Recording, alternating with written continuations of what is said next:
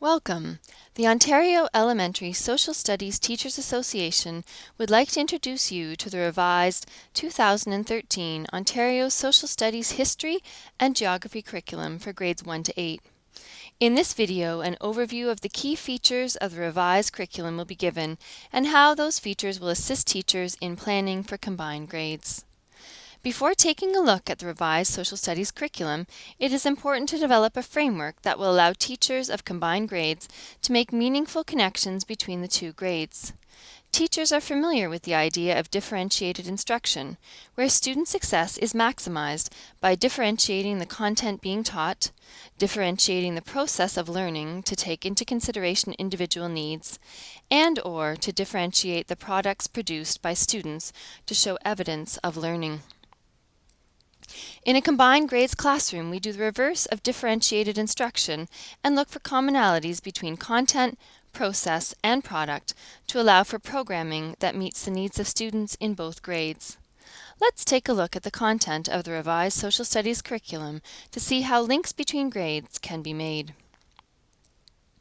When thinking about the goals of the social studies, history, and geography curriculum, it is important to keep the big picture in mind. No matter what grade or strand of the curriculum you are covering, the ultimate goal is to help students become critically thoughtful and informed citizens who value an inclusive society. The citizenship framework is a new element to the revised curriculum. The combination of the citizenship education framework and the knowledge and skills in the curriculum expectations brings citizenship education to life, not only in social studies, history, and geography, but in many other subjects as well.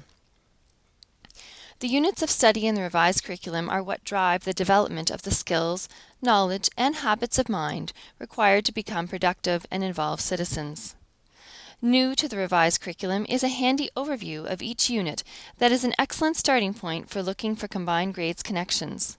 The overview lists the overall expectations for each unit and the related concepts of social studies thinking, which are another new feature. The concepts of social studies thinking provide the crucial foundation that will allow students to think about and process content in a deeper and more meaningful way.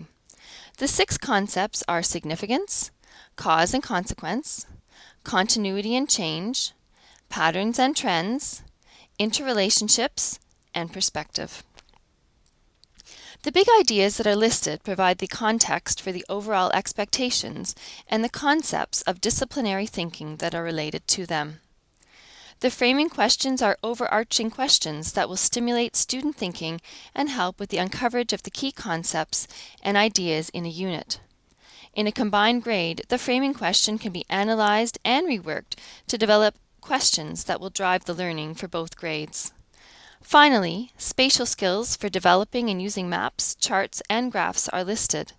The ability to use visual information and data contributes to student understanding and problem solving.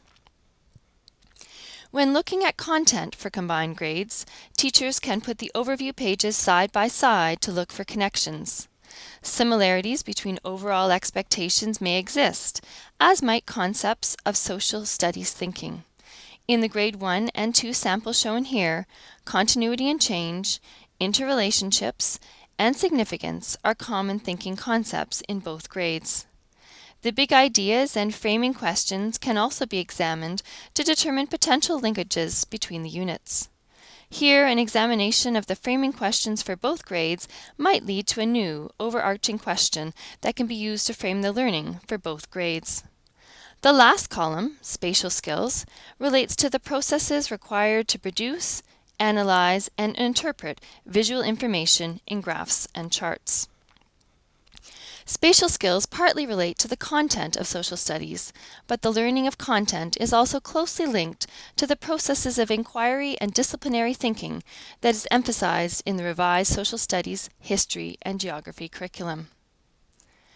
Spatial skills are fleshed out in a continuum of map, globe, and graphing skills in Appendix C of the curriculum. The continuum introduces age-appropriate skills that will allow you to differentiate the program for the older grades while still teaching and reinforcing common skills to both grades. The revised curriculum also focuses on the process of inquiry as a thinking and learning tool to help students develop deep conceptual understanding, along with thinking and problem-solving skills.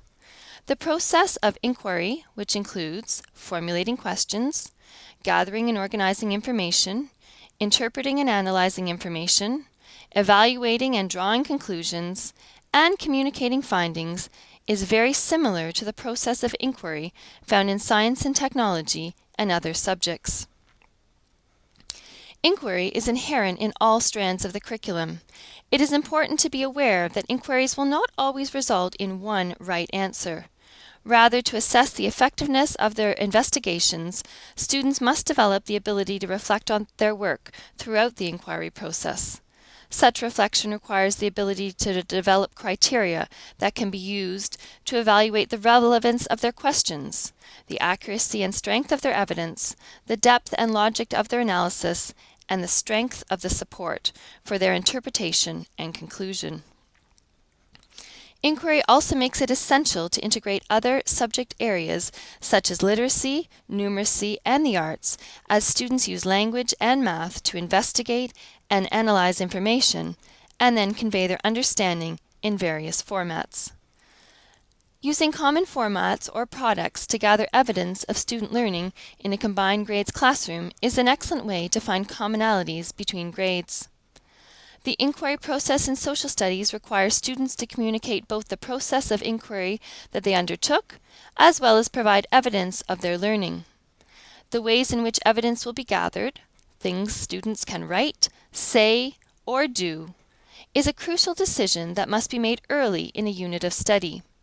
Giving students some choice as to how their learning and understanding will be demonstrated is a cornerstone of differentiated instruction. But care must be given to ensure that students have the adequate skills required to successfully use a specific format. For example, expecting students to produce a movie at the end of a unit would require a knowledge of iMovie or Movie Maker before allowing students to independently use these tools. A well-chosen summative task or end product will allow students to illustrate their proficiency in the 4 areas of the achievement chart: knowledge and understanding, thinking, communication, and application.